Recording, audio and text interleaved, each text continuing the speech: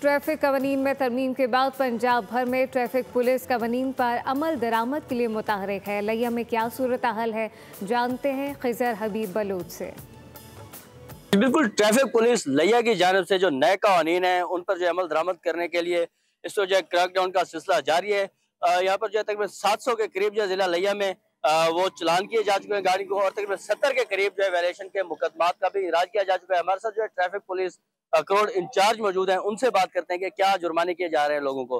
बताइएगा क्या जुर्माने किए जा रहे हैं लोगों को। नए कानून के मुताबिक जनाब IG पंजाब के हुक्म के मुताबिक जनाब DPO साहब लिया DSP ट्रैफिक के हुक्म के मुताबिक जो नए कानून के मुताबिक चलान है उनके मुताबिक चलान किए जा रहे हैं और लोगों को आगाही मुहिम भी जारी है।